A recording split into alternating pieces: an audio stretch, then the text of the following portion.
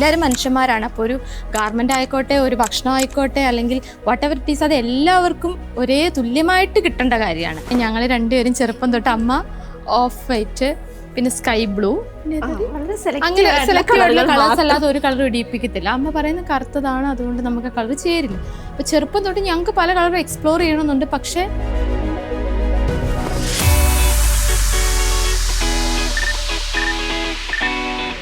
ഇപ്പം എന്നോട് തന്നെ പറയുന്ന ഈ ബ്രൗൺ നിറം എനിക്ക് ചേരുന്നില്ല, അല്ലെങ്കിൽ ഞാൻ ഇട്ടിരുന്ന ഓർണമെന്റ്സ് അങ്ങനെയല്ല, മേക്കപ്പ് കുറച്ചും കൂടെ നന്നാക്കായിരുന്നു. ഇതൊക്കെ ഇഷ്ടമുള്ളത് ഇടാൻ വേണ്ടി ഇവിടെ നിന്ന് നാട് വിട്ടു പോയാണ്. നമ്മൾ ക്ലോത്തിങ് ബാക്ക്ഗ്രൗണ്ട് ഒന്നും ഇല്ല. അപ്പൊ അത് തന്നെ നമുക്ക് ഭയങ്കര ഒരു മോട്ടിവേഷൻ ആണ്. സോ ദാറ്റ് അടുത്ത വർഷം ഓണത്തിന് എന്തായിരിക്കും എന്ന് ഉറപ്പായിട്ടും മറ്റുള്ളവർക്കും പ്രതീക്ഷയുണ്ട്. അതേപോലെ ഞങ്ങളും എക്സൈറ്റഡ് ആയിരുന്നു. ചെറുത്തുനിൽപ്പിന്റെയും അതിജീവനത്തിന്റെയും ഒക്കെ കൂടി ഒരു കൂട്ടായ ഒരു ഓർമ്മയാണ് കേരളം എന്ന് പറയുന്നത്. അപ്പൊ ആ ഒരു ഓർമ്മയിലേക്ക് നമുക്ക് ഒന്ന് ഗാർമെന്റിലൂടെ ഒന്ന് തിരിച്ചു പോകാം എന്നുള്ളത്. സമ്പൽ സമൃദ്ധിയുടെയും സമത്വത്തിന്റെയും ആഘോഷമാണല്ലേ ഓണം.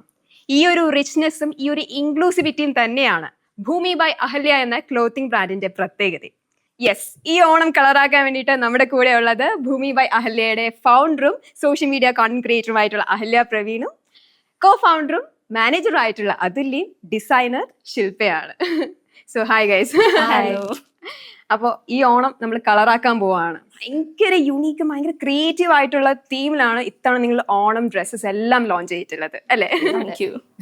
സോ മണ്ണും കളം സീരീസ്, ഈ ഒരു സീരീസിൽ തന്നെ പല വെറൈറ്റീസ് നിങ്ങൾ കൊണ്ടുവരാൻ നോക്കിയിട്ടുണ്ട്.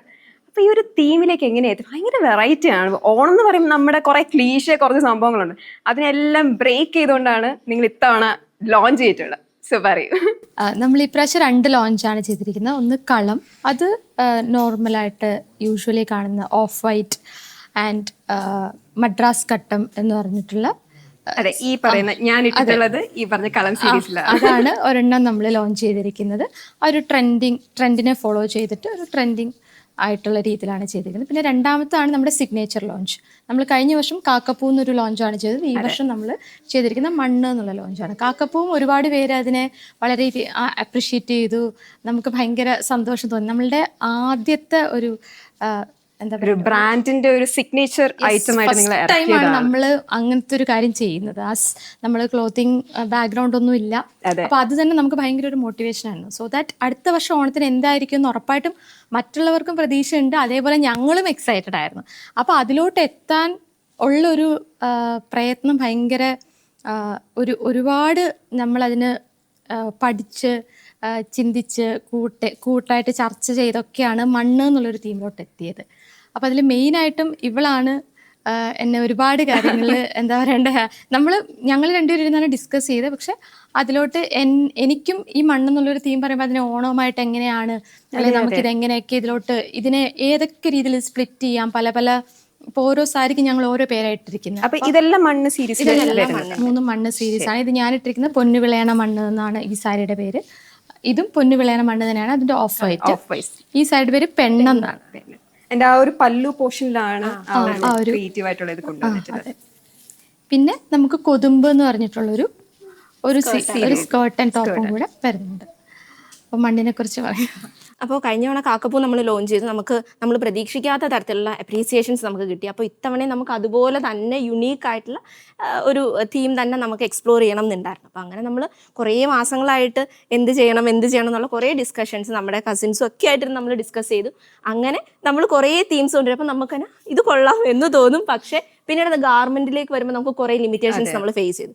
അങ്ങനെ വന്നൊരു 3-4 തീമുകൾ നമ്മൾ നോക്കിയിട്ട് അവസാനം നമുക്ക് കോമൺ ആയിട്ട് ഒരു ഫാക്ടർ മണ്ണ് എന്നുള്ളത് നമുക്ക് കിട്ടിയത്.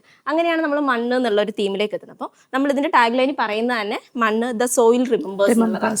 അപ്പൊ നമ്മൾ പറയാൻ ശ്രമിക്കും, നമുക്കറിയാം ഓണം എന്നുള്ളത് നമ്മളൊരു മിത്തുമായിട്ടും അല്ലെങ്കിൽ ഈ ക്രീം കളർ, കസവ്, കര ഇതൊക്കെ ആയിട്ട് നമ്മൾ അതിനെ അങ്ങ് ചുരുക്കി അല്ല, കേരളത്തിന്റെ ഏറ്റവും ദേശീയ ഉത്സവം എന്ന് പറയുന്ന ഒരു ഉത്സവത്തിന് നമ്മൾ അതിലേക്ക് ചുരുക്കിയതുപോലെ ഞങ്ങൾക്ക് തോന്നി. അപ്പൊ നമ്മൾ ഓർത്തു അത് വേണ്ട, ആ ഒരു വിശാലതയിലേക്ക് തന്നെ നമുക്ക് തിരിച്ചൊന്ന് പോകാം. അപ്പൊ സോയിൽ റിമെമ്പേഴ്സ്, നമ്മൾ മറന്ന കാര്യങ്ങളും നമ്മുടെ മണ്ണിന് ഓർമ്മയുണ്ട് എന്നുള്ളത്, മണ്ണ് മറക്കില്ല.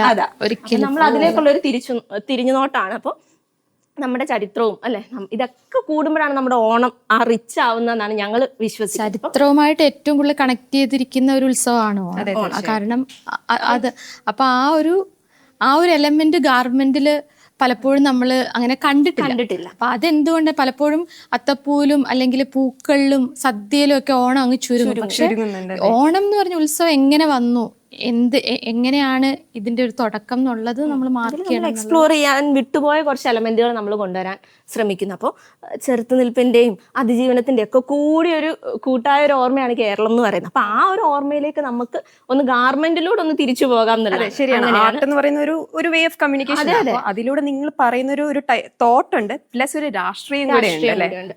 അതാണ് എപ്പോഴും നമ്മൾ ആർട്ട് എന്ന് പറയുന്ന പൊളിറ്റിക്കൽ തന്നെയാണ്, അതിനൊന്നും ഒരു സംശയമില്ല. അപ്പോൾ ഗാർമെന്റിലൂടെ നമുക്ക് എങ്ങനെ ഏറ്റവും നല്ല രീതിയിൽ അത് പറഞ്ഞു വെക്കാം എന്നുള്ള ഒരു ശ്രമം മാത്രമാണ്. അപ്പൊ അതിന്റെ ഭാഗമായിട്ട് നമ്മൾ 8 ഔട്ട്ഫിറ്റ്സ് ആണ് മണ്ണിൽ നമ്മൾ ലോഞ്ച് ചെയ്തത്. മണ്ണിൽ തന്നെ 8 വെറൈറ്റീസ്. മണ്ണിൽ തന്നെ 8 വെറൈറ്റീസ്. പിന്നെ നമ്മുടെ സെക്കൻഡ് ലോഞ്ചാണ് ഈ പറഞ്ഞ കളം. അതിലും ഈ പാതി എന്ന് പറയുന്ന സാരിയുടെ തന്നെ നമുക്ക് ഒരു 6 കളർ വെറൈറ്റീസ് ഉണ്ട്. പിന്നെ നമുക്ക് ഡ്രസ്സസ് ഉണ്ട്, കളം സീരീസിൽ തന്നെ ഡ്രസ്സസ് ഉണ്ട്, ഷർട്ട്സ് നമ്മൾ ലോഞ്ച് ചെയ്തിട്ടുണ്ട്. അതൊക്കെ കളം സീരീസിലാണ്. മദ്രാസ് കട്ട് ഇപ്പൊ ഭയങ്കര ട്രെൻഡിങ് ആയിട്ട് ഫാബ്രിക് ആണ്. അപ്പൊ അതിനെ കുറച്ചും കൂടെ നല്ല രീതിയിൽ എക്സ്പ്ലോർ ചെയ്യാം എന്നുള്ളൊരു ഒരു ഉദ്ദേശമായിരുന്നു അതിന്. പക്ഷെ അതിനേക്കാളൊക്കെ ഉപരി നമ്മൾ ഏറ്റവും കൂടുതൽ നമ്മൾ എക്സൈറ്റഡ് ആയിട്ട് നോക്കിയത് നമ്മുടെ ഈ കളക്ഷൻ തന്നെയാണ്. അപ്പൊ അങ്ങനെയാണ് മണ്ണിന്റെ പിറവിയതാണ്. ഞങ്ങളെ ഏറ്റവും കൂടുതൽ സപ്പോർട്ട് ചെയ്ത ആള് നമ്മുടെ ടെക്സ്റ്റൈൽ ഡിസൈനർ എന്ന് പറയുമ്പോൾ ഈ ഒരു ഭൂമിക്ക് വേണ്ടിയിട്ട് ഇത്രയും സീരീസ് അല്ലെ ഈ 2 സീരീസ് തന്നെ പല വെറൈറ്റീസ് ഡിസൈൻ ചെയ്യുമ്പോൾ പല തോട്ട്സ് മനസ്സിലേക്ക് വന്നിട്ടുണ്ട്. അപ്പൊ എന്തൊക്കെയായിരുന്നു ആ ഒരു ബ്രെയിൻ സ്റ്റോമിംഗ് പ്രോസസ്സിൽ ഉണ്ടായിട്ടുണ്ടായത്? ആക്ച്വലി എന്നെ ഇവർ രണ്ടുപേരും ഒരു ദിവസം ഇങ്ങനെ റാൻഡമായിട്ട് വിളിച്ചിട്ട്, അത് വെരി ക്ലോസ് ടു ഓണം, അപ്പം വിളിച്ചിട്ട് നമുക്കിങ്ങനെ ഇപ്രാവശ്യം ചെയ്യണം, എന്തെങ്കിലും വെറൈറ്റി ആയിട്ട് ചെയ്യണം. എന്നിട്ട് ഇവരിങ്ങനെ ഒരു വാക്ക് പറയും, മണ്ണാണ് നമ്മുടെ തീം എന്ന് പറഞ്ഞു. അപ്പൊ ഐ വാസ് ലൈക്ക് മണ്ണ്, അപ്പം ഞാൻ എന്താ അതിൽ ചെയ്യുക, മണ്ണ് വെച്ചിട്ട് എന്താ ക്രിയേറ്റീവ് ആയിട്ട്, മണ്ണ് വരയ്ക്കാൻ പറ്റില്ല, അപ്പം എന്താ. അപ്പം ഞാൻ കുറെ ആലോചിച്ചു. അന്ന് എനിക്ക് തോന്നുന്നു അന്നത്തെ ദിവസം തന്നെ എനിക്ക് പെട്ടെന്ന് ഓർമ്മ വന്നത് പൊന്നു വിളയും മണ്ണ് എന്നുള്ള പെട്ടെന്ന് ഒരു ടാഗ് ലൈൻ എനിക്ക് ഓർമ്മ വന്നു. എനിക്ക് പിന്നെ എല്ലാം അങ്ങനെ പെട്ടെന്ന് അങ്ങനെ ആണ് എൻ്റെ ക്രിയേറ്റീവ് പ്രോസസ് ഒക്കെ അങ്ങനെയാ. ഒരു കാര്യം ചെയ്യുമ്പോൾ പെട്ടെന്ന് അതങ്ങ് ഐഡിയാസ് അങ്ങനെ വരുക എന്നുള്ളത്. അപ്പൊ ഞാൻ പെട്ടെന്ന് തന്നെ ഞാൻ പറഞ്ഞു, ചേച്ചി പൊന്നു വിളയും മണ്ണാണ് നമ്മുടെ ടാഗ് ലൈൻ, അതിൽ നമുക്ക് ചെയ്യാം. ആൻഡ് ബ്രൗൺ ആയിരിക്കും നമ്മുടെ കളറ്. ആൻഡ് അതല്ല, ഇപ്പൊ ഞാൻ ഈ സാരിയൊക്കെ ചെയ്യുമ്പോഴാണെങ്കിലും മണ്ണില് ആദ്യം നമ്മള് വിത്ത് വിതച്ച് ഗ്രീൻ കളർ ഉണ്ടായി, പിന്നെ അതിൽ നിന്ന് നെൽമണി ഉണ്ടായി, അപ്പൊ ഗോൾഡൻ കളർ, അങ്ങനെ എന്തൊക്കെയോ എന്റെ റാൻഡം തോട്ട്സ് പിന്നെ മണ്ണെന്നുള്ള ബ്രൗൺ കളർ റെപ്രസെന്റ് ചെയ്യുക എന്നുള്ളതായിരുന്നു. അപ്പം പ്ലെയിൻ ആയിട്ട് എന്തെങ്കിലും വരയ്ക്കുന്നല്ലാതെ ഇത്തവണ നമ്മള് ടെക്സ്ചറിലും അങ്ങനെ എന്തെങ്കിലും വർക്ക് ചെയ്യാമെന്ന് വിചാരിച്ചിട്ടാണ് ഇത് ചെയ്തത്. അത് എല്ലാം ലാസ്റ്റ് മൊമെന്റിലായതുകൊണ്ട് തന്നെ പിന്നെ ഹാൻഡ് വർക്കും ആണ്. അപ്പൊ ഞങ്ങൾ എല്ലാരും കൂടി ഇരുന്ന് തന്നെ ചെയ്തത്. അപ്പൊ ഞാൻ തന്നെ എനിക്ക് ഒരു തോട്ട് ഉണ്ടായി, ഞാൻ പറഞ്ഞു നമുക്കിത് ചെയ്യാം. ഞങ്ങൾ സാരി എല്ലാം തന്നെ ഞങ്ങൾ 3 ആളും കൂടെ പോവുക, എടുക്കുക, ഹാൻഡ് വർക്ക് ചെയ്യുക. അഹല്യ ചേച്ചിയും ഇപ്പൊ ഒരു ആർട്ടിസ്റ്റായി മാറി. വരയ്ക്കാൻ അറിയില്ല. ആക്ച്വലി ഞാൻ ശില്പമായിട്ട് കണക്ട് ആവുന്ന കാക്കപ്പൂവിന്റെ സമയത്താണ്. അതായത് എനിക്ക് വരയ്ക്കാൻ അറിയില്ല, കഴിഞ്ഞ തവണ വരയ്ക്കാൻ അറിയില്ല.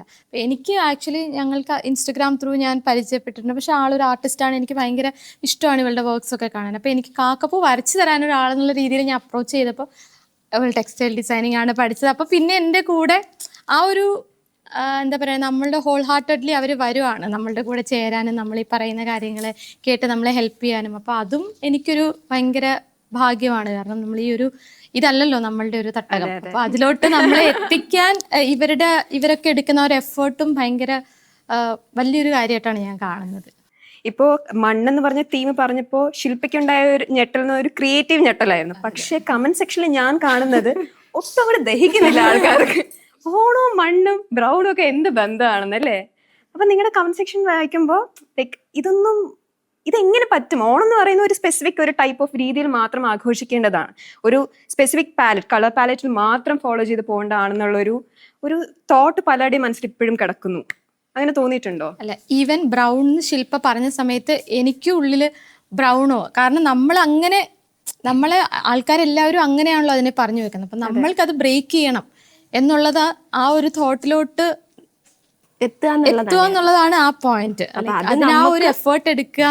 അത് നമ്മൾക്ക് എങ്ങനെയോ ഓക്കെ ഫൈൻ, ഇത് നമുക്ക് ചെയ്യാൻ തോന്നി. പക്ഷെ അത് നമ്മൾ ചെയ്യുമ്പോഴും നമ്മൾ ഇത് ആന്റിസിപ്പേറ്റ് ചെയ്ത് തന്നെയാണ് ചെയ്യുന്നത്. ബിക്കോസ് ആളുകൾക്ക് എത്രത്തോളം അത് സ്വീകാര്യമായിരിക്കും എന്നുള്ള തോന്നലുകളും ആ ടെൻഷൻസ് എസ്പെഷ്യലി അഹല്യയ്ക്ക് ആ ടെൻഷൻ ഉണ്ട്. കാരണം അവളുടെ ആണ് ബിസിനസ്. അപ്പൊ at the end of the day ഇതിന്റെ കച്ചവട പെർസ്പെക്റ്റീവ് നമ്മൾ കാണുമല്ലോ. അപ്പൊ നമ്മളും ഈ ഒരു ടെൻഷനിലാണ്, ഇത് ആളുകൾ എത്രത്തോളം ആക്സെപ്റ്റ് ചെയ്യും. ബ്രൗൺ കളർ ഒരു സാരി ആളുകൾ ചൂസ് ചെയ്യും, ഈ ഒരു സാരിയിൽ എവിടെയും കസവോ ഒന്നും തന്നെ ഇല്ല, അപ്പൊ ഓണത്തിന് അത് പ്രിഫർ ചെയ്യൂ എന്നൊക്കെ ഉള്ള ചിന്തയുണ്ട്. പക്ഷെ ആരെങ്കിലും ഇത് ചെയ്യണമല്ലോ എന്നുള്ളൊരു തോട്ടും കൂടെ അതിന്റെ പിന്നിലുണ്ട്. അപ്പൊ അതുകൊണ്ട് തന്നെ കമന്റ് സെഷൻ നമുക്ക് എല്ലാവർക്കും കുറച്ചൊക്കെ വിഷമമൊക്കെ ആദ്യം കണ്ടപ്പോൾ ഫസ്റ്റ് അഹല്യയുടെ റീലിട്ട് കഴിഞ്ഞപ്പോൾ തന്നെ കമന്റ് സെഷൻ നമുക്ക് കുറച്ച് എന്താണ് ഗാലറി നമുക്ക് എതിരായിരുന്നു.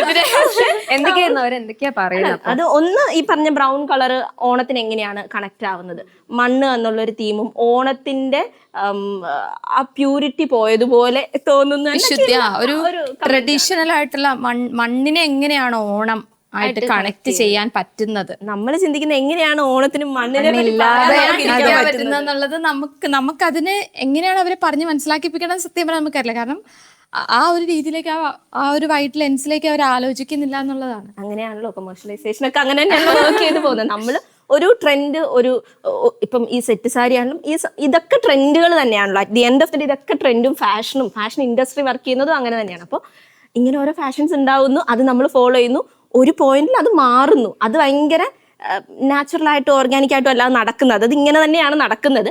അപ്പോൾ അത് നമ്മളും കുറേ പേര് അത് ചെയ്യുന്നുണ്ട്, അതിൻ്റെ കൂടെ നമ്മളും കൂടെ ചെയ്യുന്നു. അപ്പൊ കമന്റ് സെഷൻ നമുക്ക് ഓഫ് കോഴ്സ് നമുക്ക് ആദ്യം കുറച്ച് ബുദ്ധിമുട്ടുണ്ട് ഇൻ ദ സെൻസ് അത് പേഴ്സണൽ അറ്റാക്കിലേക്ക് പോകുമ്പോൾ നമുക്ക് വ്യക്തിപരമായിട്ടുള്ള അറ്റാക്കിംഗ് ആണ് കൂടുതൽ വരിക. അത് നമ്മളുടെ ലുക്സ് ആയിക്കോട്ടെ, നമ്മൾ യൂസ് ചെയ്ത കളറുകളായിക്കോട്ടെ. ഇപ്പൊ എന്നോട് തന്നെ പറയുന്ന ഈ ബ്രൗൺ നിറം എനിക്ക് ചേരുന്നില്ല, അല്ലെങ്കിൽ ഞാൻ ഇട്ടിരുന്ന ഓർണമെന്റ്സ് അങ്ങനെയല്ല, മേക്കപ്പ് കുറച്ചും കൂടെ നന്നാക്കായിരുന്നു, അങ്ങനത്തെ കാര്യങ്ങൾ. ഗാർമെന്റ് ആണ് ഞാൻ പ്രസന്റ് ചെയ്യുന്നത്, ഞാൻ എന്നെ പ്രസന്റ് ചെയ്യുന്നുണ്ട് ഓബ്വിയസ്ലി, പക്ഷെ ഗാർമെന്റ് ആണ് ഞാൻ പ്രസന്റ് ചെയ്യുന്നത്. അപ്പൊ ഗാർമെന്റിൽ വരുന്ന ക്രിറ്റിസിസംസ് നമ്മൾ ഒബ്വിയസ്ലി നമ്മൾ എടുക്കും. കാരണം നമ്മളും ഫ്രഷേഴ്സ് ആണ്, ഞാനും ഫ്രഷ് ഗ്രാജുവേറ്റ് ആണ്. എല്ലാം എക്സ്പെരിമെന്റ് ചെയ്യാൻ, ഇപ്പം പുതിയ സാധനങ്ങൾ ചെയ്ത് നോക്കുക, അതിലുള്ള എല്ലാ ക്രിറ്റിസിസവും നമ്മൾ ഭയങ്കര വെൽക്കമിങ് ആയിട്ട് തന്നെ എടുക്കും. പ്രത്യേകതയായിട്ട് എനിക്ക് തോന്നിയിട്ടുള്ളത് ഈ പറഞ്ഞ ക്രിറ്റിസിസം വന്നിട്ടുള്ളത് നിങ്ങളുടെ ഈ ഒരു ഇൻക്ലൂസിവിറ്റി കാരണമാണ്. അതെ അതെ അതെ അതെ. അപ്പോൾ എനിക്ക് ഏറ്റവും കൂടുതൽ ഒരു പ്രത്യേകതയായിട്ട് തോന്നിയത് അതായിരുന്നു. അതായത് പല വേർതിരിവുകളും ആൾക്കാർ പറയാതെ പറയുന്ന ഒരു കാലമാണ്. അത് പണ്ടുകൊണ്ട് ഇപ്പോഴും ഉണ്ട്. അപ്പോൾ ഇപ്പൊ കുറച്ചും കൂടെ ഒരു സോഷ്യൽ മീഡിയ ആയതുകൊണ്ട് കമന്റിൽ എന്തും പറയാന്നുള്ള ഒരു ഇതിൽ പോകുമ്പോൾ അത് നിങ്ങൾ വല്ലാണ്ട് അത് ഹേർട്ട് ചെയ്യുന്നുണ്ടല്ലോ. തീർച്ചയായിട്ടും ഇൻക്ലൂസിവിറ്റി നമ്മള് മനുഷ്യന്മാരാണല്ലോ എല്ലാവരും. At the end of the day എല്ലാവരും മനുഷ്യന്മാരാണ്. അപ്പോൾ ഒരു ഗാർമെന്റ് ആയിക്കോട്ടെ, ഒരു ഭക്ഷണം ആയിക്കോട്ടെ, അല്ലെങ്കിൽ വാട്ട് എവർ ഇറ്റ് ഈസ്, അത് എല്ലാവർക്കും ഒരേ തുല്യമായിട്ട് കിട്ടേണ്ട കാര്യമാണ്. അത് ഇന്ന ആൾക്കാർക്ക് മാത്രം, അല്ലെങ്കിൽ ഇന്നവർ മാത്രം ഇന്ന കളർന്ന് മാത്രമല്ല, ഞാൻ പൊതുവായിട്ട് പറയാണ്, അങ്ങനെ പാടില്ല. അപ്പോൾ ആ ഇൻക്ലൂസിവിറ്റി ഞാനിപ്പോൾ പ്രസന്റ് ചെയ്യുന്ന ഗാർമെന്റ് ആയതുകൊണ്ട് ഞാൻ അതിൽ ഇൻക്ലൂസിവിറ്റി കൊടുക്കുന്നു. ഇനി ഞാൻ അധ്യാപനത്തിലായിരുന്നപ്പോൾ ഞാൻ ഇങ്ങനെ തന്നെയായിരുന്നു. എൻ്റെ എല്ലാ കുട്ടികളെയും ഞാൻ എൻ്റെ മക്കളെ പോലെ ആണ് കാണുന്നത്. അപ്പം അത് നമ്മളെ അർഹിക്കുന്നതാണ്, എല്ലാവരും അർഹിക്കുന്നതാണ്. ഇപ്പൊ നിങ്ങളുടെ മോഡൽസിന് നിങ്ങൾ ചൂസ് ചെയ്യുമ്പോഴും ആ ഒരു ഹൈ എൻഡ് മോഡൽസിനെ ഒന്നും അല്ല, കൂടെ ഉള്ളവരാണ്. പല ടൈപ്പ് ഓഫ് ആൾക്കാരെ നിങ്ങൾ ഒരുമിച്ച് കൊണ്ടുവരാൻ ശ്രമിച്ചിട്ടുണ്ട്. അത് കാക്കപ്പൂ ആവുമ്പോഴും ഇപ്പോഴത്തെ ഒരു സീരീസ് വരുമ്പോഴും ആ ഒരു പ്രത്യേകത അറിയാൻ പറ്റുന്നുണ്ട്. അത് ഭയങ്കര കോൺഷ്യസ് ആയിട്ട് തന്നെ നമ്മൾ ഈ പറഞ്ഞ നമ്മൾ വളരെ കോൺഷ്യസ് ആയിട്ട് എടുക്കുന്ന ഡിസിഷൻ ആണ്. അത് ഗാർമെന്റ് ഡിസൈൻ ചെയ്യുമ്പോൾ തൊട്ട് നമ്മൾ ചെയ്യുന്നത്. നമ്മൾ ഓരോ ഷൂട്ട് ചെയ്യുമ്പോഴും നമ്മൾ മോഡൽസിനെ, നമുക്ക് ഈ സോ കോൾഡ് മോഡൽ ഫേസുകൾ വേണം എന്നൊരു നിർബന്ധവും ഇല്ല. നമ്മൾ എന്നും കാണുന്ന ആളുകൾ ഉണ്ടല്ലോ, നമ്മുടെ ചുറ്റുമുള്ള ആളുകളുമായിട്ട് കണക്ട് ചെയ്യാൻ പറ്റുന്ന മുഖങ്ങളും ബോഡി ടൈപ്പുകളും കളറുകളും ഹെയർ ടൈപ്പുകളും ഒക്കെ തന്നെ വരട്ടെ.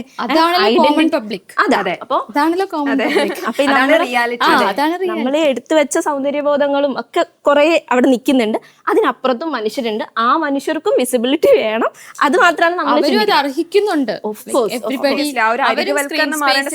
സ്ക്രീനിൽ വരണം, അവരും മോഡൽസ് ആവണം, അവരും അവർക്കും അത് ആഗ്രഹമുണ്ട്, അക്സെപ്റ്റൻസ് കിട്ടണം. ഈ പറയുന്ന എനിക്കും ആഗ്രഹമുള്ളത് കൊണ്ടാണ് ഞാൻ മോഡലാവുന്നത്. തീർച്ചയായിട്ടും അല്ലേ. അത് നമ്മൾ ചെറുപ്പം തൊട്ടേ നമ്മൾ വളർന്നു വന്ന സാഹചര്യം, നമ്മൾ കേട്ട് വന്ന കാര്യങ്ങളൊക്കെ നമ്മളെല്ലാം ഇൻഫ്ലുവൻസ് ചെയ്യുന്നുണ്ട്. അപ്പം എന്നെ പോലെ തന്നെ വേറെ പലർക്കും ഇതേ മൈൻഡ് സെറ്റുള്ള ആൾക്കാരുണ്ട്. അപ്പം അവരെ നമ്മുടെ കൂടെ കൂട്ടുമ്പം അതാണല്ലോ ഏറ്റവും വലിയ കാര്യം.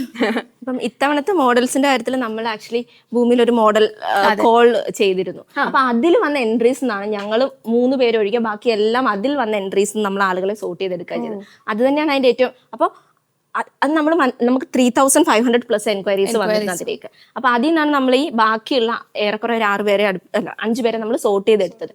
അപ്പൊ അതിൽ തന്നെ നമ്മൾ കാണുന്നത് ആ ഒരു വ്യത്യസ്തതയാണ്. ഓരോ മനുഷ്യരും ആ വ്യത്യസ്തതയിൽ നിന്നുകൊണ്ടാണ് അവർ നമ്മളെ അപ്രോച്ച് ചെയ്യുന്നത്. പിന്നെ അതല്ലാണ്ട് നമ്മൾ എന്താണ് എംബ്രേസ് ചെയ്യുക. അതെ, അവർക്ക് ആ കോൺഫിഡൻസ് ഉണ്ട്, ലൈക്ക് നമ്മളുടെ അടുത്ത് വരാം, നമ്മൾ അപ്രോച്ചബിൾ ആണ്. അപ്പൊ അത് അവിടെ തന്നെ ഞങ്ങൾ ജയിച്ചു. ഞങ്ങൾ 200 പേര്, മിനിമം 200 പേര് വരുമായിരിക്കും. നമുക്ക് ഇങ്ങനെ ഫോട്ടോഷൂട്ട് ചെയ്യാന്നൊരു പ്ലാനിലാണ് 3500+ എൻട്രീസ് ആണ് ഞങ്ങൾക്ക് വന്നത്.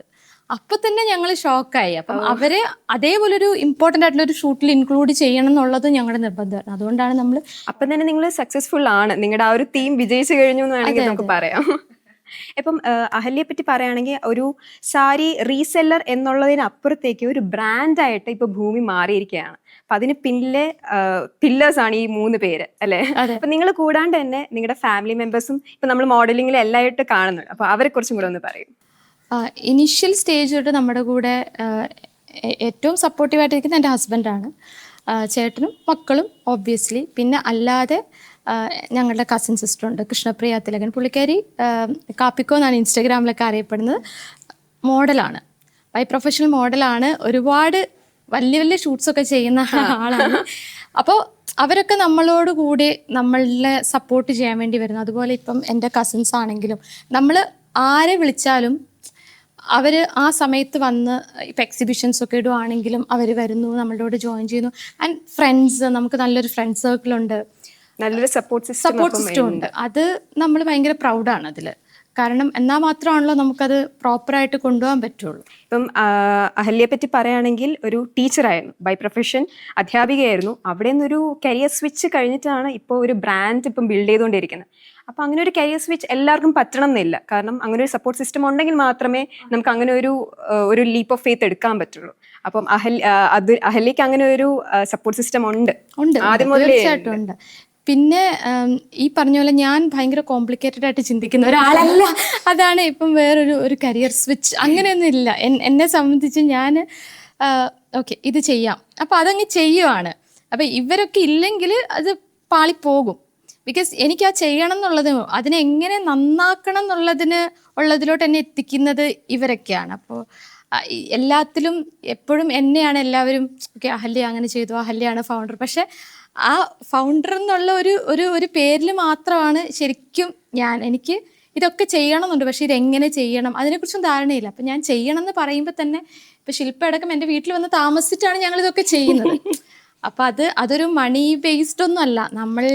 നമ്മളുടെ ആ ഒരു ക്രിയേറ്റീവ് സ്പേസ് നമ്മൾക്ക് മ്യൂച്വലി ഞങ്ങൾക്ക് അത് കണക്ട് ചെയ്യാൻ പറ്റുന്ന കാര്യമാണ്. അപ്പോൾ അത് നന്നാവണം. ഇപ്പം എൻ്റെ ബ്രാൻഡിൻ്റെ സാധനം നന്നാവുക അല്ലെങ്കിൽ എൻ്റെ വർക്ക് ബെറ്റർ ആവുക എന്നുള്ളതല്ല ശില്പയും ചിന്തിക്കുന്നത്.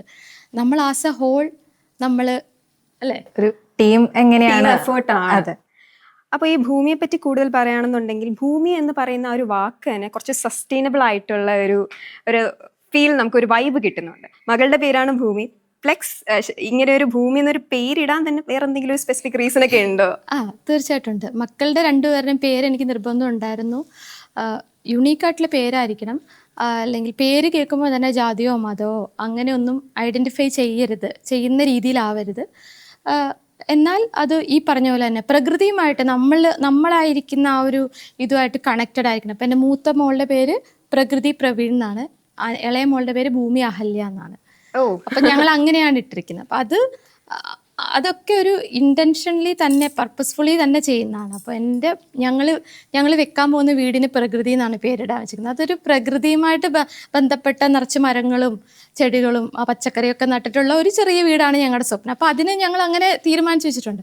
അപ്പോൾ ഒബ്വിയസ്ലി അടുത്തത് ബ്രാൻഡ് എന്നുള്ള കാര്യം വരുമ്പോൾ നാച്ചുറലി ഈ പേരാണ് വരുന്നത്. അപ്പോൾ ഈ പേര് ഇടുന്നതിനോടൊപ്പം ആ പേരിനെ സേവ് ചെയ്യുന്ന പോലെ ആയിരിക്കണം നമ്മളുടെ പ്രവൃത്തികളും എന്നുള്ളത് ഞങ്ങൾക്ക് നിർബന്ധമുണ്ട്. ഇപ്പം ഈ വീടിന് അങ്ങനെ പേരിടുമ്പോൾ അങ്ങനെ അത് തന്നെ നമ്മുടെ മക്കൾക്ക് നമ്മളങ്ങനെ പേര് നമ്മളുടെ ഐഡന്റിറ്റിയും കൂടെയാണല്ലോ. അപ്പോൾ ഭൂമിയിൽ നിന്നൊരു പേരിട്ടിട്ട് ആ പേരിനെ അനർത്ഥമാക്കുന്ന രീതിയിൽ വേണം നമ്മൾ അതിനോട് കാര്യങ്ങൾ ചേർത്ത് വെക്കാൻ. അപ്പോൾ കാക്കപ്പൂ കൊണ്ടുവന്നപ്പോഴാണല്ലോ ഇപ്പം മണ്ണെന്ന് പറയുന്നത് ഭൂമി തന്നെയാണ്. അത് ഈ പ്രാവശ്യം ഒന്നും കൂടി ഞങ്ങൾ ഉറപ്പിക്കുകയാണ് ഈ ഒരു ലോഞ്ച് കൂടെ ഞങ്ങൾ ഉദ്ദേശിച്ചത്. ഞങ്ങളുടെ സ്റ്റാൻഡ് എന്താന്ന് വളരെ ക്ലിയർ കട്ടാണ്. ഇപ്പൊ മക്കളെ പറ്റി പറഞ്ഞു ഭൂമിയും പ്രകൃതി. അപ്പോൾ ഇവർക്ക് വേണ്ടിയിട്ടാണ് ആ ഒരു ടീച്ചിങ് പ്രൊഫഷനിൽ നിന്ന് ഇങ്ങനെ ഒരു ബ്രാൻഡ് ബിൽഡ് ചെയ്യുന്നതിലേക്ക് അഹല്യ മാറിയിട്ടുള്ളത്. അപ്പൊ ആ ഒരു തോട്ട് വന്നത് മുതൽ ഇന്ന് വരെയുള്ള ആ ഒരു പ്രോസസ്സ്, ആ ഒരു ജേർണി എങ്ങനെയാണ് നോക്കിക്കാണുന്നത്? സത്യം പറഞ്ഞാൽ ഈ പേരൻറ്റിങ്ങോ അല്ലെങ്കിൽ അമ്മയാവണമെന്നോ അതിലൊന്നും ഭയങ്കര ഒരു ഗ്ലോറിഫൈ ചെയ്ത അല്ലെങ്കിൽ അതിനെയൊന്നും വലിയ സംഭവമായിട്ട് കണ്ടൊരാളല്ല ഞാൻ. അത് ഓക്കെ, കൊച്ചുണ്ടായി, കൊച്ചു വളർന്നു, അങ്ങനത്തെ ആ ഒരു രീതിയായിരുന്നു എൻ്റെ ഇനിഷ്യൽ തോട്ട്. പക്ഷെ വൺസ് ഞാൻ ആദ്യത്തെ മോളുണ്ടായി, ആ സമയത്ത് ഞാൻ വർക്ക് ചെയ്യുന്നുണ്ടായിരുന്നു. അതുകൊണ്ട് ഞാൻ ചെറിയൊരു ബ്രേക്ക് എടുത്ത് കൊച്ചിൻ്റെ കൂടെ കുറേ ടൈം സ്പെൻഡ് ചെയ്തപ്പോഴാണ് എനിക്ക് മനസ്സിലായത്, ഓക്കെ, നമ്മളൊരു പേരൻറ്റ് മക്കളുടെ കൂടെ ഉണ്ടാവണം. അത് ഇറ്റ്സ് നോട്ട് എ റൂൾ, എൻ്റെ റൂൾ, എനിക്ക് തോന്നിയ ഒരു കാര്യം. ലെറ്റ് ഇറ്റ് ബി അച്ഛനോ അമ്മ ഒരാൾ വേണം. അപ്പോൾ ഐ തോട്ട് ലൈക്ക് ഓക്കെ, എന്നാൽ പിന്നെ അപ്പം ഞാൻ രണ്ടാമത്തെ ക്യാരിങ്ങുമായി. അപ്പോൾ ഓൾറെഡി എനിക്കൊരു ബ്രേക്ക് വേണം, വൈ നോട്ട്. ഞാൻ അങ്ങനെ ആ ബ്രേക്ക് എടുത്ത സമയത്ത് എനിക്ക് മനസ്സിലായി ഇപ്പോഴൊന്നും ഞാൻ ഇവരെ ഒറ്റയ്ക്കാക്കി പോകണ്ട, എല്ലാ കാര്യങ്ങൾക്കും എനിക്ക് കാണണം. അതായത് ഇവർ സ്കൂൾ ബസ്സിൽ പോകുന്നതാണെങ്കിലും വന്നിറങ്ങുന്നതാണെങ്കിലും ഭക്ഷണം കഴിക്കുക എല്ലാം എനിക്ക് കാണണം. എൻ്റെ ഒരു വിഷൻ വേണം അതിലെന്നുള്ളത് എനിക്കൊരു നിർബന്ധമായി. അപ്പോഴും ബിസിനസ് തുടങ്ങാന്നൊരു പ്ലാൻ ഇല്ല. അതിനുശേഷം ഈ പറഞ്ഞ പോലെ ഞാൻ എനിക്ക് എപ്പോഴും ഇങ്ങനെ എന്തെങ്കിലുമൊക്കെ ചെയ്തുകൊണ്ടിരിക്കണം, ഒരു പ്രൊഡക്റ്റീവായി എപ്പോഴും. അല്ലെങ്കിൽ എനിക്കതൊരു എന്തോ ഒരു കുറവായിട്ടാണ് എനിക്ക് ഫീൽ ചെയ്യുക. അപ്പൊ എങ്ങനെയാണ് ഒരു സാരി ബിസിനസ് അല്ലെങ്കിൽ ഒരു സാരി ബ്രാൻഡ് ക്രിയേറ്റ് ചെയ്യണം എന്നോ ആ ഒരു തോട്ടിലേക്ക് വരുന്നത്? ആക്ച്വലി ആദ്യം ബ്രാൻഡ് എന്നുള്ളൊരു തോട്ടൊന്നും ഉണ്ടായിരുന്നില്ല. ഈ പറഞ്ഞ പോലെ ഞാൻ ഇത് തുടങ്ങുന്ന സമയത്ത്, ഇപ്പം സാരി ബിസിനസ് എന്ന് പറയുന്നത് എല്ലാവരും ചെയ്യുന്ന ഒരു കോമൺ കാര്യം. അപ്പം ആ സമയത്ത് അത്രയല്ല, ബട്ട് സ്റ്റിൽ കുറച്ച് പേരൊക്കെ ചെയ്യുന്നുണ്ട്. അങ്ങനെയുള്ള കുറച്ച് പേര് ഞാൻ എപ്പോഴും വീഡിയോസ് ചെയ്യുന്ന ഒരാളായിരുന്നു.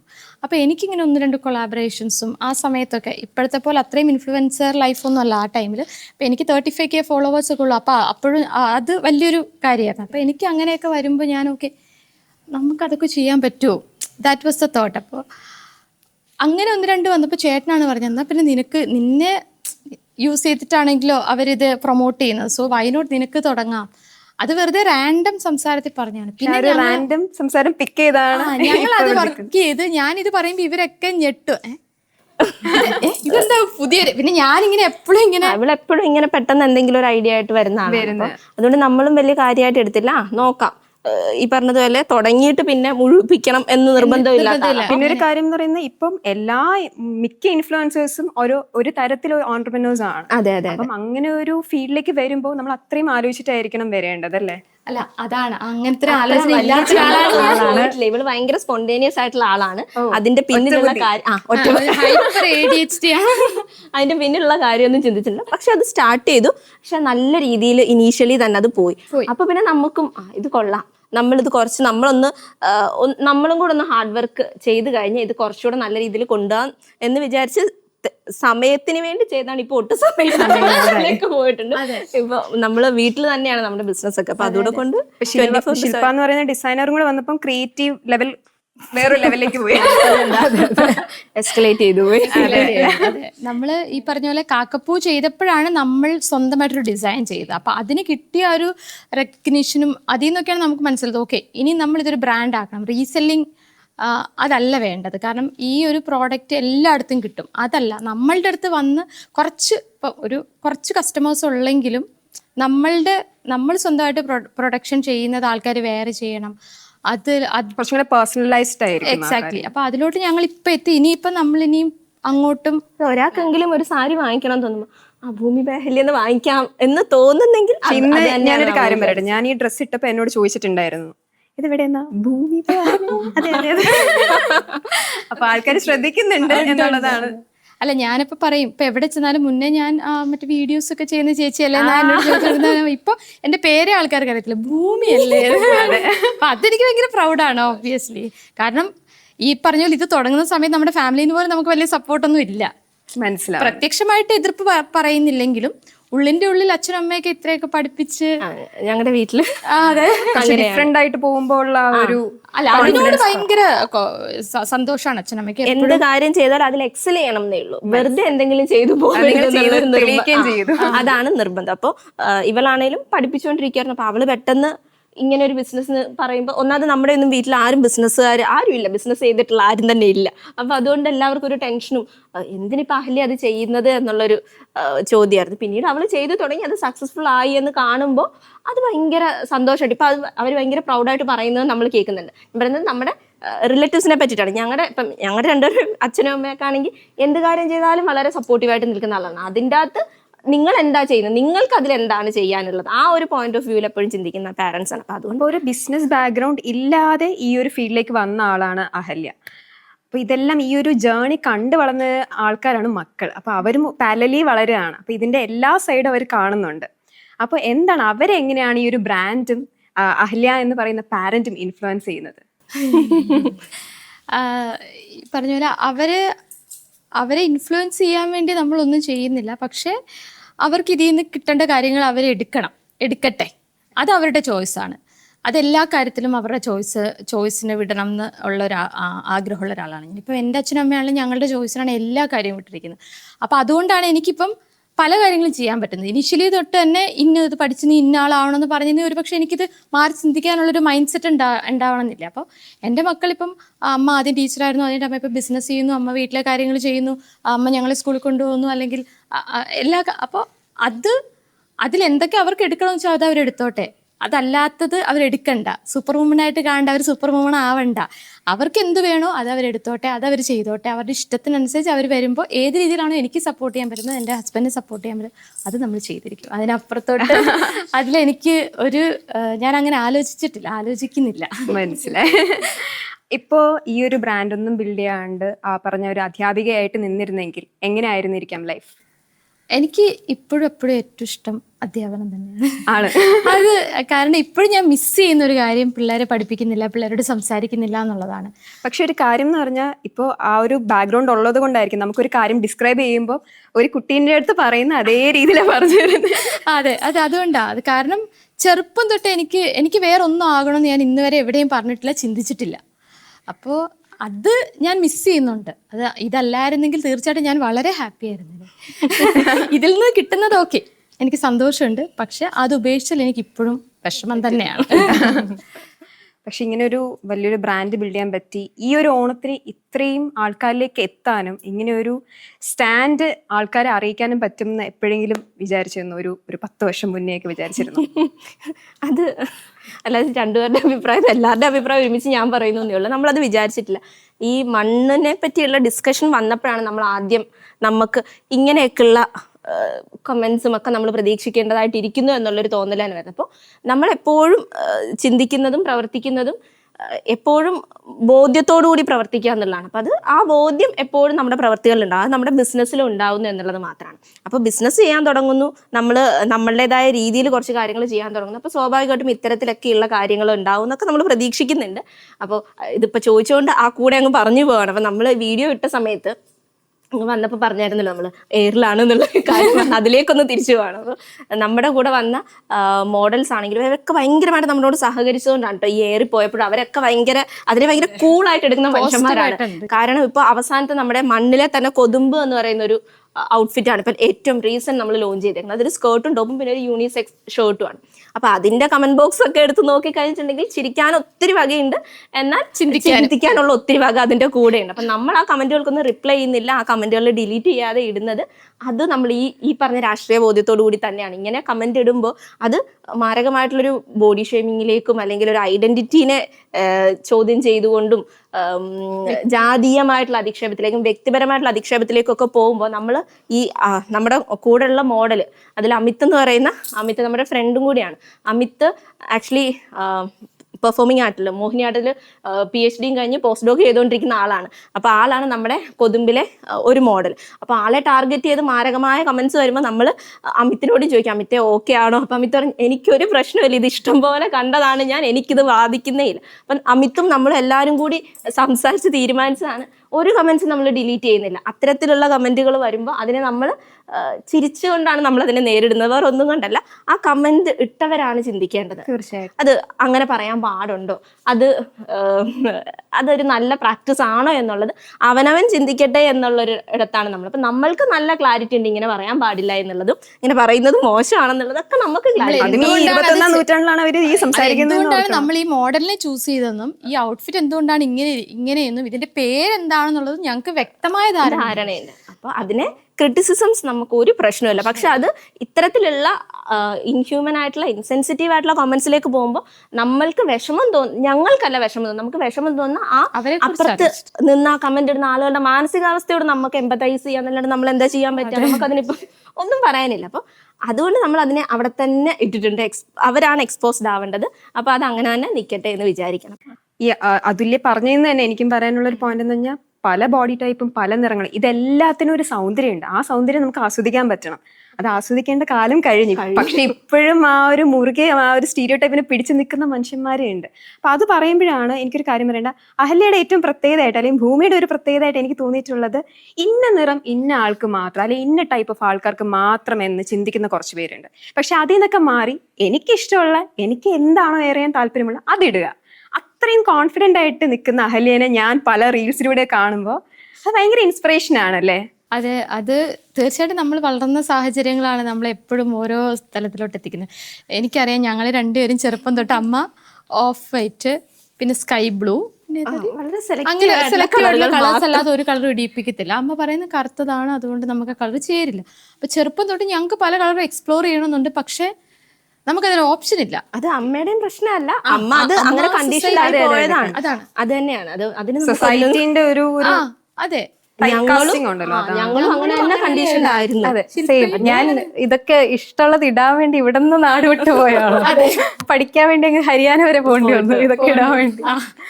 എന്നാലും ഇപ്പോഴും നാട്ടിൽ വരുമ്പോ സ്റ്റിൽ ഷീസ് ഗെറ്റിംഗ് ആ ഒരു രീതിയിലുള്ള നിറത്തിന്റെ പേരിൽ അങ്ങനെ ഒരു ഷേപ്പ്, ബോഡി ഷേപ്പുകളാണെങ്കിലും എല്ലാം. അപ്പൊ ഈ കോൺഫിഡൻസ് എന്ന് പറഞ്ഞാൽ നമ്മൾ ഇങ്ങനെ കിട്ടി ആർജിച്ചെടുത്ത സാധനമാണ്. ഒറ്റയ്ക്ക് വഴിവെട്ടി വഴി. അപ്പൊ ഞാൻ ഇപ്പൊ പോലും ഞാൻ റെഡ് ഒക്കെ ഇടുമ്പോ എനിക്ക് ഓക്കെ ഇടാമോ എന്നെ ഇട്ട് രണ്ട് കൽപ്പിച്ച് അങ്ങ് ഇടുവാണ്. പക്ഷെ ഞാൻ എനിക്ക് കോൺഫിഡൻസ് തരുന്ന ആരാന്നറിയോ? എന്റെ കസ്റ്റമേഴ്സാ. ലൈക്ക് ഞാനിത് ഇട്ട് ഫോട്ടോ ഇട്ടും ഇപ്പോഴാണ് ഞങ്ങൾക്കും ഇത് ഇടാല്ലേ, അഹല്യ ഇട്ടല്ലോ. അപ്പൊ നിങ്ങൾ എടുത്തു നോക്കിയാൽ മതി, എന്റെ പേജിൽ എൻ്റെ കസ്റ്റമേഴ്സിന്റെ ഫോട്ടോസ് ഞാൻ ഇടാറുണ്ട്. അവരൊക്കെ ഓൾമോസ്റ്റ് എൻ്റെ സ്കിൻ ടോണുള്ള ആൾക്കാരാണ്. കാരണം അവർക്ക് അറിഞ്ഞുകൂടാ ഇതിട്ടാൽ നമുക്ക് കൊള്ളത്തില്ല.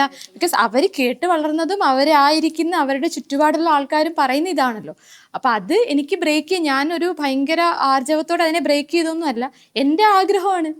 എനിക്കൊരു ആഗ്രഹമുണ്ട്. അപ്പൊ ഞാൻ എന്റെ ആഗ്രഹം പ്രകടിപ്പിക്കുമ്പോൾ എന്റെ ചുറ്റിനും കുറെ ആൾക്കാർ വന്ന് അതിനെ സപ്പോർട്ട് ചെയ്യുമ്പോൾ ഓക്കെ അതെ. അപ്പൊ പിന്നെ നമ്മൾ ഓക്കെ എന്നാ പിന്നെ അടുത്ത കളർ ഇട്ട് നോക്കാം, ബ്രൗൺ ഇട്ടോ. എനിക്ക് ബ്രൗൺ ഒക്കെ ശില്പയുടെ ഒരു കോൺഫിഡൻസ് ഞാൻ ബ്രൗൺ ഇട്ടോ എന്ന് വെച്ചാൽ എനിക്കും നമ്മൾ അങ്ങനെയാണല്ലോ, നമ്മളെ അങ്ങനെ കണ്ടീഷൻഡ് ആയി പോയില്ലേ.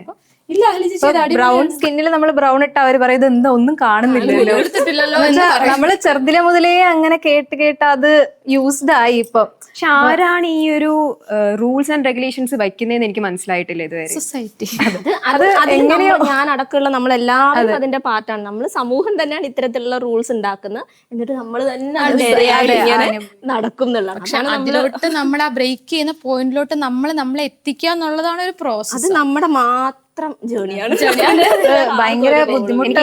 സന്തോഷം തോന്നുന്നത് ഒരു ക്ലോത്തിങ് ബ്രാൻഡ് എന്ന് മാത്രം ഒതുങ്ങി നിൽക്കാണ്ട് അങ്ങനെ ഒരു രാഷ്ട്രീയമാണ് നിങ്ങൾ പറഞ്ഞു വെക്കുന്നത്. അല്ല, അത് നമ്മൾക്കത് വേണോ? അതാണ് പാർവതി നേരത്തെ ചോദിച്ചൊരു ചോദ്യമായിട്ട് റിലേറ്റ് ചെയ്ത് 10 വർഷം കഴിഞ്ഞ് നമ്മൾ എവിടെ നിൽക്കും എന്നൊക്കെ നിങ്ങൾ ചിന്തിച്ചിരുന്നോ എന്നൊക്കെ ചോദിച്ചു കഴിഞ്ഞാൽ, എങ്ങനെ എന്ത് ചെയ്താലും നമ്മൾക്ക് സ്ട്രോങ് ആയിട്ടൊരു റൂട്ട് ഉണ്ടെന്നും അതിൽ ഗ്രൗണ്ടഡ് ആയിട്ട് നിൽക്കാന്നുള്ളതും അതിനൊരു സംശയമില്ല. 10 വർഷം കഴിഞ്ഞ് എവിടെ എത്തുന്നു എന്നുള്ളത് പിന്നത്തെ കാര്യമാണ്. പക്ഷെ നമ്മളിങ്ങനെ തന്നെയായിരിക്കും, നമ്മൾക്ക് ബോധ്യങ്ങൾ ഉണ്ടാവുക, അതിൽ ഉറച്ചു നിൽക്കുക. എന്നെ സംബന്ധിച്ച് ഞാൻ ശില്പയുടെ കാര്യത്തിൽ ഭയങ്കര പ്രൗഡാണ്. കാരണം ഈ വളരെ ചെറിയ പ്രായത്തിൽ എത്ര നന്നായിട്ടാണ് ഓരോ കാര്യങ്ങൾ ഡീൽ ചെയ്യുന്നത്. ഞാൻ ഈ 35-ാമത്തെ വയസ്സിലാണ് എനിക്ക് തിരിച്ചറിവിലോട്ട് ഞാൻ എത്തുന്നതെങ്കിൽ ഇവർക്ക് ആ ഒരു വിഷൻ ഉണ്ടല്ലോ. സോ ഇവരൊക്കെ പുറത്തോട്ട് വരണം. അപ്പം ഞാൻ എപ്പോഴും ശില്പേനെ എൻ്റെ കൂടെ നിർത്തുന്ന വെച്ചാൽ ഈ ഒരു ജനറേഷനിലുള്ള ഒരാള് ഇവരുടെ ആ കൂട്ടത്തിൽ വേണം. അപ്പോഴാണ് അവർക്ക് ആ ഒരു മാറ്റത്തിലോട്ട് എത്താൻ പറ്റുള്ളൂ. പിന്നെ ഞങ്ങളെല്ലാവരും ഒരു ടീം ആവുന്നതിന് ഞങ്ങൾക്കും കാരണങ്ങളുണ്ട്, ഞങ്ങൾക്കും ഞങ്ങളുടെ റൂട്ട്സ് ഉണ്ട്. അപ്പൊ അത് ഞങ്ങൾ മുറുകെ പിടിച്ചുകൊണ്ട് തന്നെ ഇരിക്കും. അത് നിശ്ചയമായിട്ടുള്ളൊരു കാര്യമാണ്. സോ ഒരു ക്ലോത്തിങ് ബ്രാൻഡ് എന്നൊക്കെ പറയുമ്പോഴത്തേക്കും ഭയങ്കര കോമ്പറ്റീഷൻ ഉള്ള ഒരു ഫീൽഡാണ്. അപ്പോൾ ചിലർ ചെയ്യുമ്പോൾ ഒരു അക്സെപ്റ്റൻസ് അറിയാണ്ട് തന്നെ ആൾക്കാർക്ക് കൊടുക്കാൻ പറ്റും, ചിലർ ചെയ്യുമ്പോൾ അത് പറ്റുന്നില്ല, അപ്പോൾ അവർക്കൊരു ബുദ്ധിമുട്ടാണ്. അപ്പോൾ അങ്ങനെ ഒരു തരം തിരിവ് അല്ലെ ഒരു വേർതിരിവ് നിങ്ങളോട് കാണിക്കുക, അല്ലെങ്കിൽ നിങ്ങളുടെ നമ്മുടെ ഭൂമി ബൈ അഹല്യയോട് കാണിക്കുന്ന പോലെ തോന്നിയിട്ടുണ്ടോ? തരംതിരിവെന്ന് പറയാൻ പറ്റില്ല, പക്ഷേ നമ്മളെ അക്സെപ്റ്റ് ചെയ്യാനായിട്ടുള്ളൊരു വിമുഖത അത് അവരിൽ ഉള്ളതാണ്. അതവര് ഞാനായതുകൊണ്ടോ അങ്ങനെയല്ല.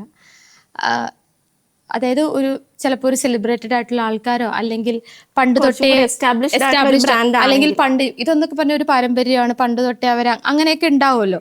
അപ്പൊ അങ്ങനെയുള്ള ആൾക്കാർ പണ്ട് തൊട്ടേ ഇവരിങ്ങനെ ചെയ്യുന്നതാണ്. സോ അത് വേഗം ആൾക്കാരെ അക്സെപ്റ്റ് ചെയ്യാൻ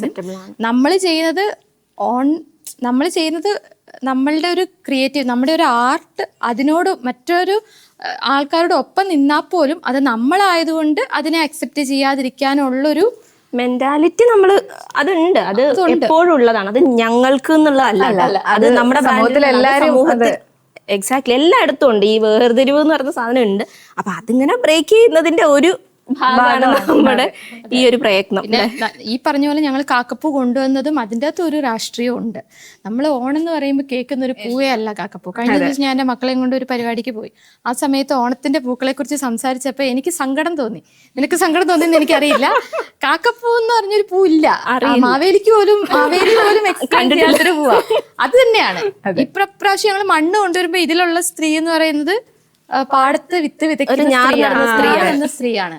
നമ്മളെപ്പോഴും ഓണം എന്ന് പറയുമ്പോ നെൽക്കതിര് എന്താ സമൃദ്ധിയിലേക്കാ ഞാറ് നട്ടാലല്ലേ ആ പ്രോസ്പിരിറ്റിയിലോട്ട് വരുള്ളൂ. അതാണല്ലോ ബേസിക്. അപ്പൊ ആ ഒരു റൂട്ട്സിലേക്ക് നമ്മളത് ഇപ്പൊ ഇവളുടെ ബ്ലൗസിന്റെ പുറകിൽ കുറച്ച് വാക്കുകൾ എഴുതിയിട്ടുണ്ട്.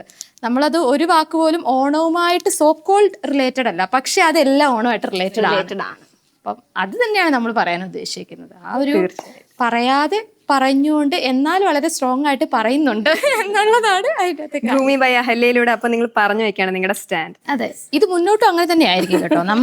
നമ്മളെപ്പോഴും അത് ഉറച്ച് നിൽക്കുവാണ്. നമ്മൾ എല്ലാ കാര്യത്തിലും നമ്മൾ എന്താണോ അതിനെ നമ്മൾ അടിസ്ഥാനപ്പെടുത്തി തന്നെ മുന്നോട്ട് പോകണം എന്നാണ് ഞങ്ങളുടെ എല്ലാവരുടെയും ആഗ്രഹം. അപ്പൊ തീർച്ചയായിട്ടും ഇവർ പറഞ്ഞ പോലെ ഓരോ ഓണം കഴിയുന്തോറും മാറേണ്ടത് മനുഷ്യരാണ്, അവരുടെ കാഴ്ചപ്പാടുകളാണ്. അപ്പൊ അത് അവരുടെ ക്ലോത്തിങ് ബ്രാൻഡിലൂടെ തെളിയിക്കുകയാണ്. സോ നമ്മുടെ ഓണം ഇത്രയും സ്പെഷ്യലാക്കിയതിന്, നമ്മുടെ കൂടെ ഇത്രയും നേരം ടൈം സ്പെൻഡ് ചെയ്യുന്നത് താങ്ക് യു സോ മച്ച്. അപ്പൊ ഇവർ പറഞ്ഞു വെച്ചതുപോലെ തന്നെ ഓരോ ഓണം കഴിയുമ്പോഴും മാറേണ്ടത് മനുഷ്യരാണ്, അവരുടെ കാഴ്ചപ്പാടാണ്. അപ്പോൾ അഹല്യയും അഹല്യയുടെ അനിയത്തി അതുല്യയും ഡിസൈനർ ശില്പയും ആ ഒരു സ്റ്റാൻഡിൽ തന്നെ ഉറച്ചു നിൽക്കുകയാണ്. അപ്പോൾ ഈ ഓണത്തിന് ഞങ്ങളുടെ കൂടെ വന്നതിന് സന്തോഷമുണ്ട്. അതിൻ്റെ കൂടെ തന്നെ ഞങ്ങളുടെ ഒരു ചെറിയൊരു സ്നേഹസമ്മാനം ഉണ്ട്. കൊച്ചമ്മണീസിന്റെ രുചി Onam. Happy Onam. Happy Onam. Happy Onam Ahalya. Happy Onam. Thank you so much. Thank you.